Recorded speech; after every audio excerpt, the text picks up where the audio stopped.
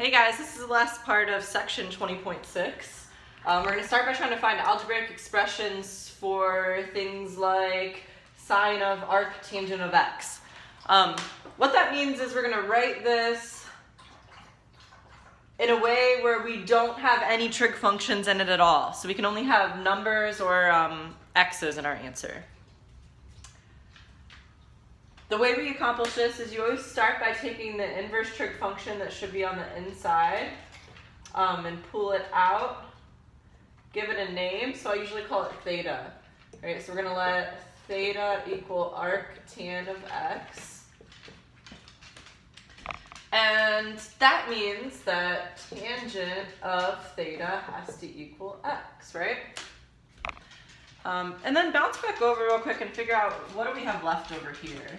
So since we pulled the arc tangent out and we called it theta, we're just left with sine of theta over here. So we want to figure out what sine of theta is if we know that tangent of theta is x. In the past, if we knew a value for one of the trig functions to get a value for the other one, we would always draw a triangle. We can do that here as well. So we're going to draw a triangle, a right triangle, theta. We can look at x as being x over 1, because that's the same thing, just to make it a ratio, because we know that tangent is opposite over adjacent. So in our triangle, I can label the opposite side of theta as x, and the adjacent side is 1. Then we need to figure out what the hypotenuse is. So we use the Pythagorean theorem. We know the hypotenuse is always c, so I can plug x in for A, 1 in for B, we're looking for c. So we have x squared plus 1 squared equals c squared.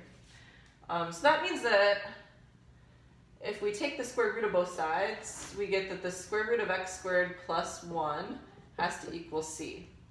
So our hypotenuse is the square root of x squared plus 1. Now that we have the entire triangle filled in, we can come over here and answer the question, what is sine of theta? Well, knowing that sine is always opposite over hypotenuse, we know that the sine is actually x over the square root of x squared plus 1. Alrighty, that's the final answer. Let's go on to number 2. We want to find cosine of 2 times arc sine of x. So just like in the first example, we're going to take the inverse trig function, pull it out, and give it a name. So we're going to let theta equal arc sine of x, which means that sine of theta has to equal x. And we're going to bounce over here, back over here, and figure out what is it that we're trying to find. With that pulled out, we're trying to find cosine of 2 theta. Something that should be going off in your head right now is that this is a double angle, right? 2 theta inside of cosine, and that we have double angle formulas that we can use. So you want to look at your formula sheet and figure out what the formula is that we should use. And actually for cosine, that's the double angle that has 3 different options as far as formulas to use goes. I'm going to put this in front of the camera so you can see. Cosine 2 theta. See how it could either equal cosine squared minus sine squared, 2 cosine squared minus 1, or 1 minus 2 sine squared? Which of those 3 makes the most sense for us to use in this scenario?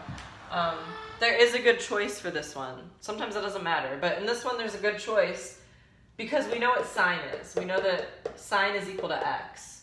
So we're going to choose the double angle formula 1 minus 2 sine squared.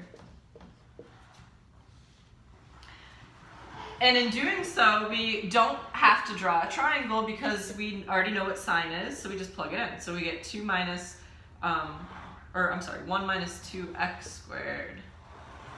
So that is your final answer. Now here's something that I actually think is super duper cool about this stuff. If we're saying that this is an algebraic equivalent to what we started with, I mean, that has to mean that there actually are equivalent, right? At least for some values of x, they're equivalent. And this happens to be something we're very familiar with. What does this look like as a graph? Well, it's just a quadratic function, right? It's a parabola. I'm going to write it like this, negative 2x squared plus 1. It would be a parabola, which we know are shaped like this, right? Or maybe they go upside down, open up downwards like this. Since this one's negative in front, it's going to open up downwards, and the plus 1's going to shift it up by 1, so it's going to actually have a vertex there and going to open down, right? So that means that this original expression should look like a parabola when we graph it. Now it turns out if you look back, if you look at the domain for the arc sine, it's only negative 1 to 1. So this is actually only going to go from negative 1 to 1. But let's look it on the graphing calculator and check it out real quick. All right, so if we go into y equals,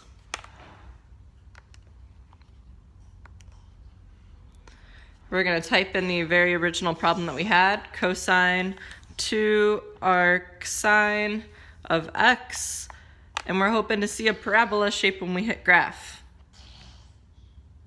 And there it is. Actually, I'm in kind of a weird window. If you have something funky going on, hit zoom 6.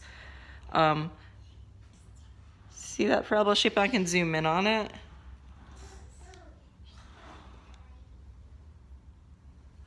No, that is pretty cool, right? Okay, last thing, real quick. This will go quicker, I promise. If you have an equation with x and y in it, and you're asked to solve for x, if you encounter, like in this case, there's a sign. Right now, x is inside of the sine function. If you want to get rid of the sine function for something like this, you're going to use the inverse sine. So if we take the inverse sine of both sides, or the arc sine, you could call it, that is going to cancel out our sine function, giving us arc sine of y equals 3x. That definitely helped us out, right? Because we're trying to solve for x, so now we just have to divide by 3.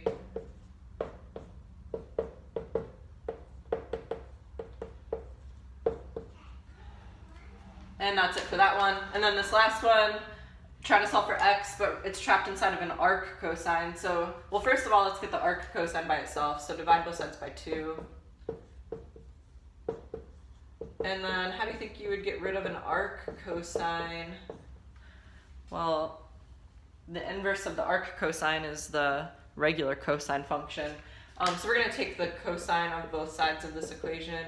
So that gives us cosine of 5y over 2 equals cosine of the arc cosine of x over 6. And then the cosine and the arc cosine, those knock each other out because they're inverses. So that would leave us with cosine of 5y over 2 is equal to x over 6.